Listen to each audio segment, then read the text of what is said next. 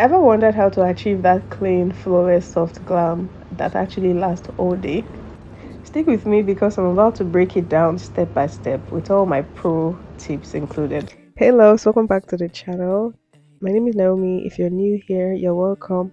I'm a makeup artist based in Benin City, Edo State, Nigeria, and today I'll be sharing with you a sultry eye glam look for my model. You all know I always start with skin prep because I think that it's the foundation for a flawless base.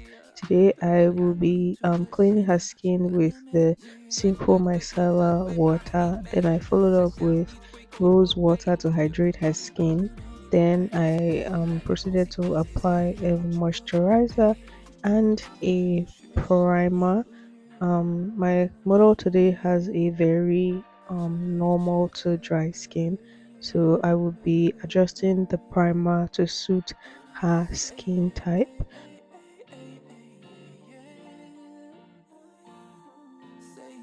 For foundation today, I decided to go with two foundation from Nigerian brand, which is the Younger Beauty and the B Beauty Long Bottle Foundation.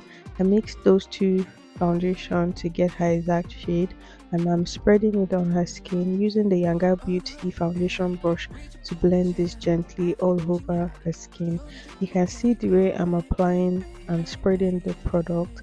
I'm making sure that I get all the corners and perimeters of her face well, and I'm blending into her skin.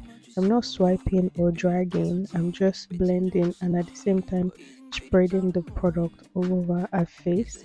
And I will follow up with my beauty sponge to further eliminate any streaks or lines that the brush may have left on her face. Then after that, I would quickly do a slight contour on her nose. My model has really long defined nose, so she doesn't really need this contour. Hence why I'm using a foundation that is almost her skin complexion shade, something that's not too dark because I do not want her nose to be heavily defined. She already has a well structured nose. For the sides of her face, I'm also using a concealer that is a bit darker than her skin tone to contour the sides of her face and just to emphasize her jawline, her temples.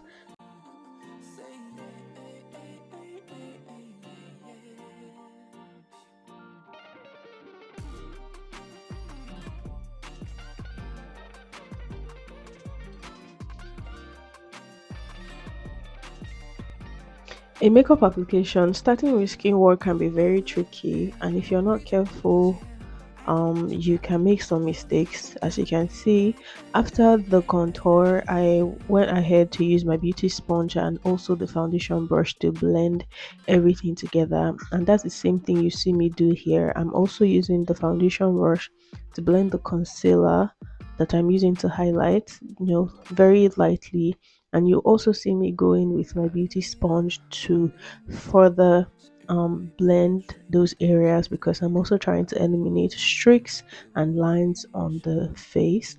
Blending is key. It's a very important part of makeup. That's I feel like one of the things that differentiates a pro makeup artist from a beginner, because a lot of beginners they don't have the patience to blend a lot and get their makeup to look really really flawless and give it that airbrush finish.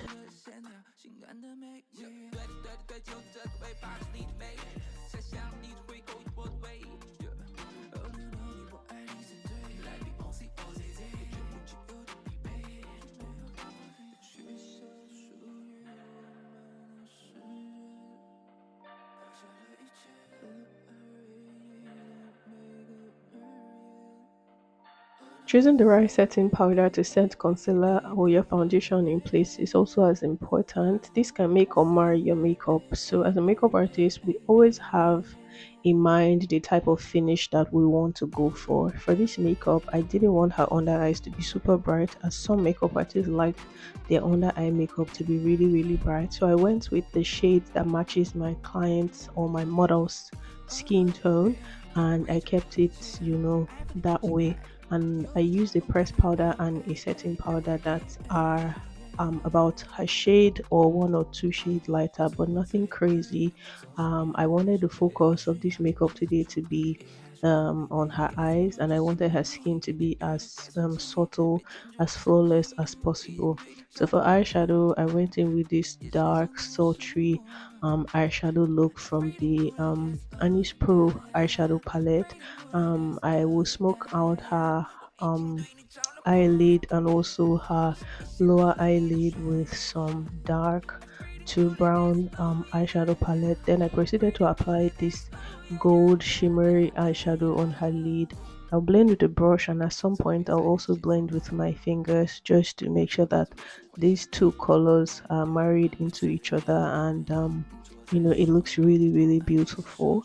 I went ahead to do her brows.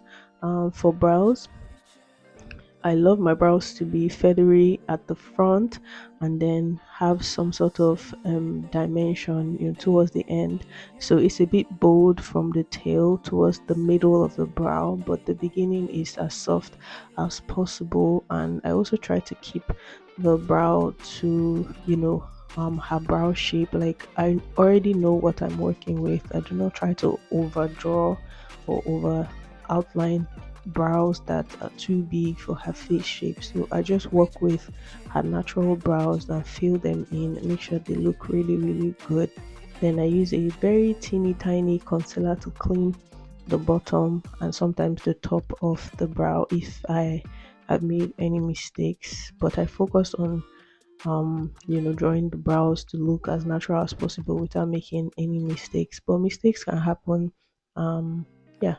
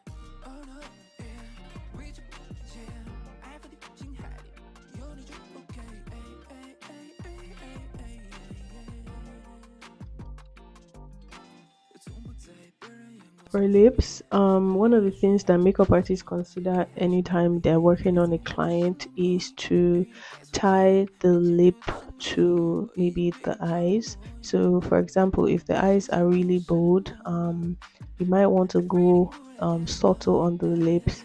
But if you don't have anything on the eyes or the eyes are very neutral, you can go bold like a red, a purple combo, a brown, orangey lip. But at the same time, you also want to consider her texture, her skin complexion when it comes to lip.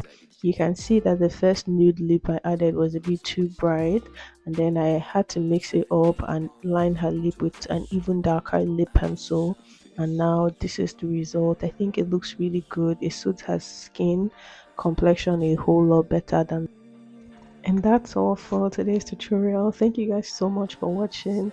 Please like, please share, please subscribe, and let me know your thoughts down below in the comments. And I'll see you guys on my next one. Bye.